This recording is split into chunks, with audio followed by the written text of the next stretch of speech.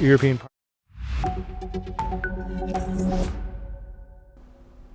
Hello and welcome. I'm Suma Katauka and you're watching the World Report on NewsX World. Let's take a look at the top headlines of this hour. Authorities are still searching for the gunman who killed 2 students at Brown University, with the manhunt stretching beyond 72 hours as police again appeal to the public for help. Local officials said video footage shows a possible suspect wearing dark clothes and a face mask near the scene as residents remain on edge. Australian police have charged a man with 59 offences, including a terrorism charge over the shooting at Bondi Beach that killed 15 people, as funerals were held in Sydney, while police has confirmed an injured officer lost an eye while acting with courage during the shootings. Australian State Parliament to be recalled to pass stricter gun laws.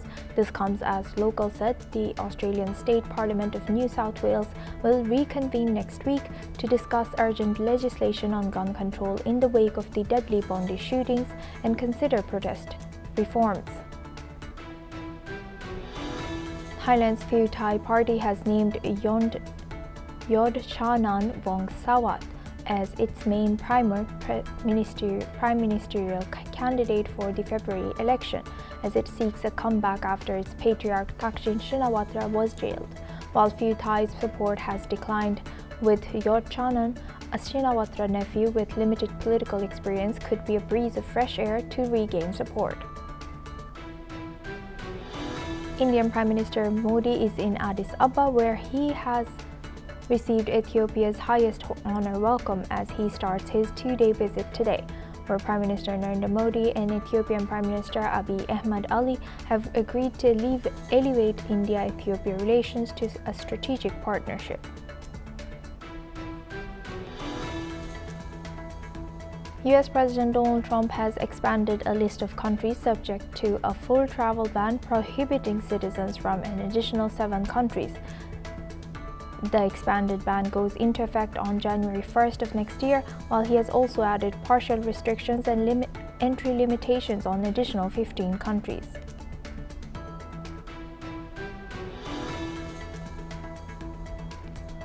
According to Pentagon statements, senior US and Chinese defense officials met in Washington from December 15 to 16.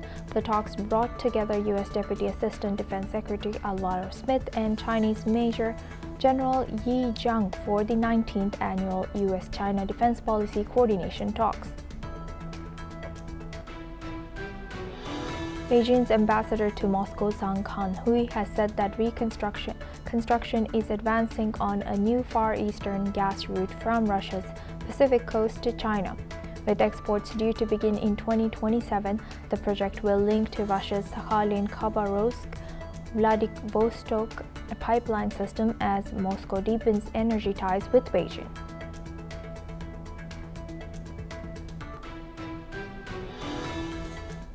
Belarusian President Alexander Lukashenko, an ally of President Vladimir Putin, has called for swift action to end the war in Ukraine, praising current US President Donald Trump for pushing for a rapid resolution. Lukashenko has said that if Trump's policies had been in place at the outset, the conflict might not have occurred. Lukashenko has warned that failure to halt the war could escalate into a broader global conflict. He has said that the conflict needs to be frozen from top to bottom, allowing diplomatic negotiations to proceed without further bloodshed. Trump has led efforts to broker a solution with an initial US peace proposal, criticized in Europe as favoring Russia. Undergoing revisions, US, Ukrainian, and European officials, including talks in Berlin this week, continue consultations, while Russian forces maintain control over about 19% of Ukraine, focusing on the eastern Donbas region. Now for this discussion, we welcome Ms. Shruti Das Gupta. She's an international affairs expert, joins us live from New Delhi. Thank you very much for joining us again. Good to see you. Now, from your analysis, how close are we to ceasefire? What are the political and legal challenges still holding a state like Russia financially accountable for war damages? And now we know that there is establishment of International Claims Commission. National Commission is going to try and hold Russia's assets, which are frozen in many places, billions and billions of dollars, as part of the reparations package that they want to offer to Ukraine. And this is something that Zelensky has spoken about after the 5-hour conversation that he had with US envoys about the peace deals, the 20-point plan. So Ukraine, or as should I say Zelensky, does not want to give up territory. That is something that he's putting out as a hard line, which is also something that the European leaders are not happy about. But USA knows where to draw the line, and it is willing to give away the 19 to 20% of Ukraine in the name of peace. The second part is that they want Zelensky wants reparations. He wants to build up his nation using Russian money. But can they really do that? Because you can only make a losing nation bow down economically and pay whatever you want as terms for peace. Russia is not in a stage of losing the war. It is gaining territory, it is gaining resources, and it is not going to stop unless it gets its pound of flesh. So the fact that they want to put up a commission to ask for reparations, it's all a show. I don't think that is something that is going to actually be executed on ground, because that is touching the hard red line for Russia. EU tried to float that bill where they would take away so many billions, and that would fund Ukraine's rehabilitation and its budget and its military requirements, and EU members did not vote for it unanimously as of now. So they've not been able to kind of touch that money, but they want to, and this is what the entire game is about right now.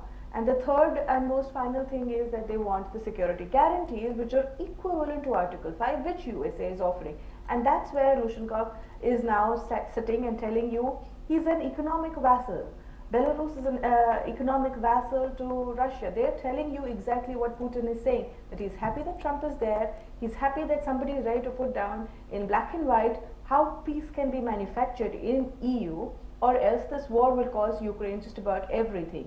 He has told very, very categorically that try and enact this peace while USA is still part of the deal, because soon it will be just something that the US will be too bored to interact with, and then EU will be left holding the bandwagon all by itself, and that is not a war that you actually want to have with Russia.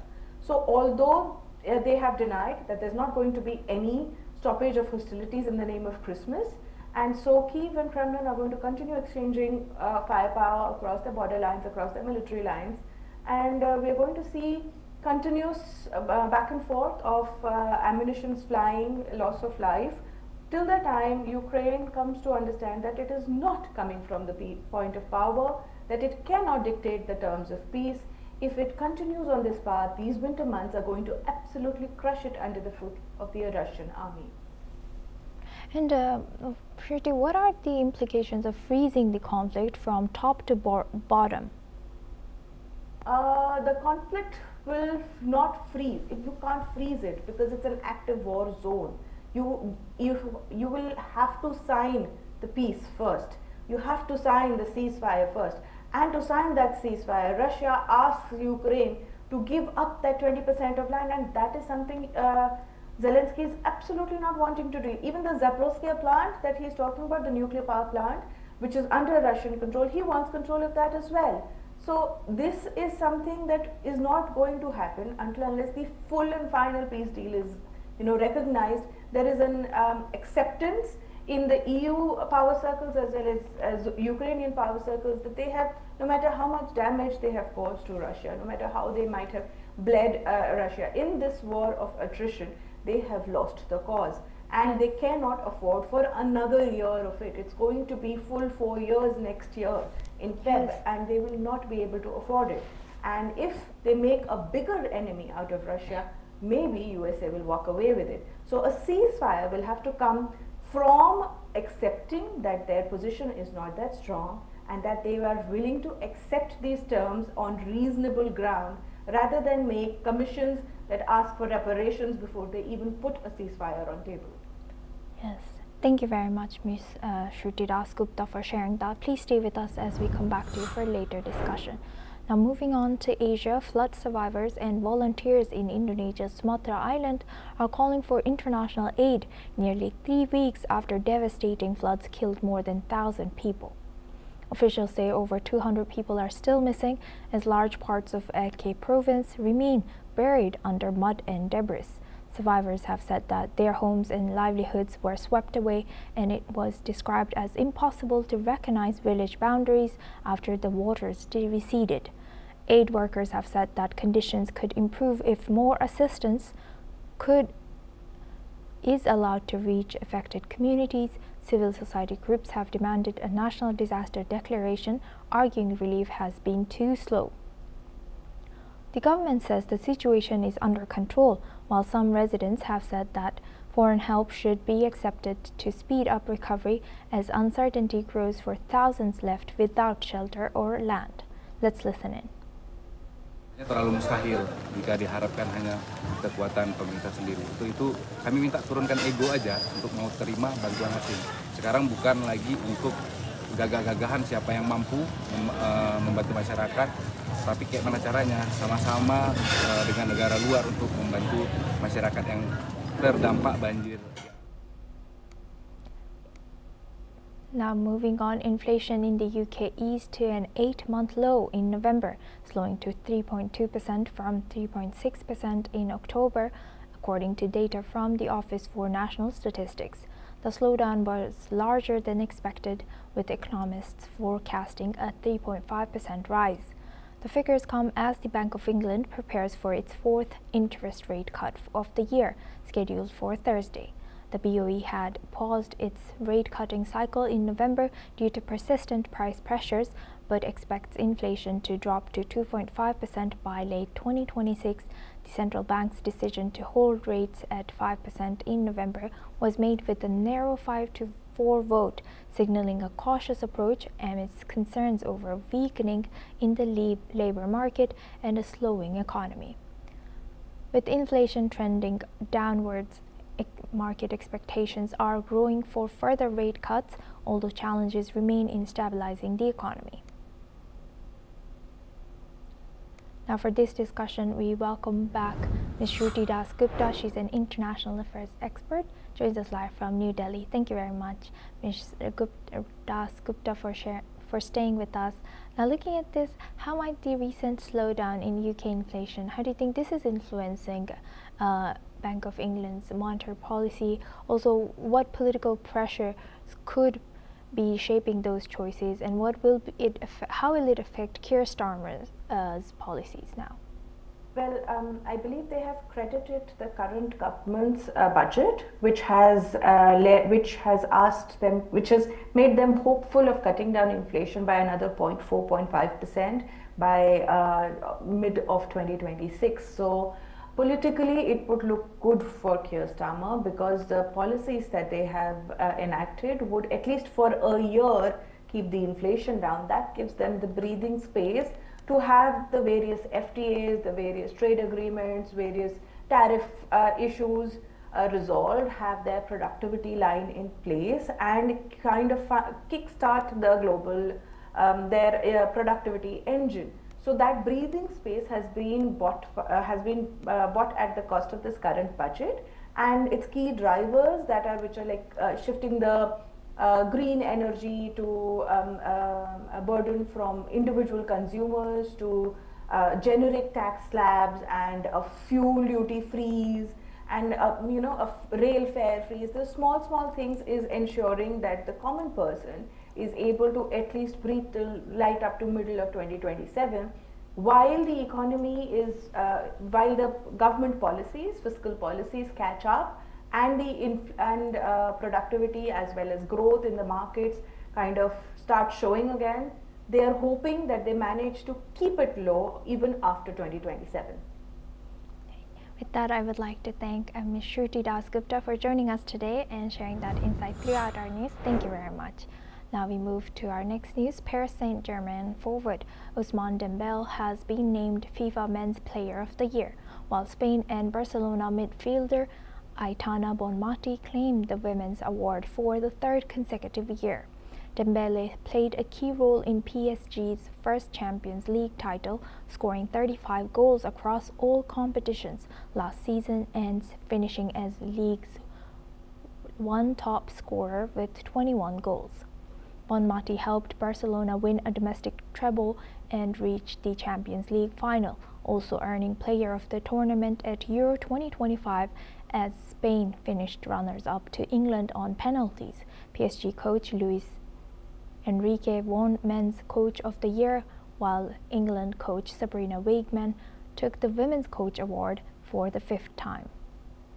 Goalkeeper honours went to Italy's Gianluigi Donnarumma and England's Hannah Hampton. The FIFA Puskás Award for the best men's goal went to Santiago Montiel, and Mexico's Lisbeth Oval won the Women's Marta Award for her scorpion kick goal. Let's listen into what the winners have shared. Cool to have the award. It's voted for all the players, all the coaches, and the fans. So thank you very much. I will enjoy it. Tout d'abord, je voulais remercier tous mes coéquipiers, comme quoi le travail il paye. Voilà, ça a été une année fantastique pour moi, que ce soit individuellement ou collectivement. Et voilà, je voulais remercier ma famille aussi, qui ont toujours été là pour moi, le club du Paris Saint-Germain, avec qui, comme je l'ai dit, on a fait une année fantastique, le président, son staff et tous ceux qui travaillent au club. Now we move on to our next news. Hashkey's shares of cryptocurrency exchange holdings have climbed as much as 6.6% in their Hong Kong market debut after an initial public offering that has raised $206 million. Hashkey, which was founded in 2018, offers a range of services including asset management, brokerage, and tokenization in addition to running the Asian financial hub's largest licensed crypto exchange. Meanwhile, its shares have lost some gains, falling slightly below the IPO price of $0.86 as the Hang Seng Index was up to 0.2%.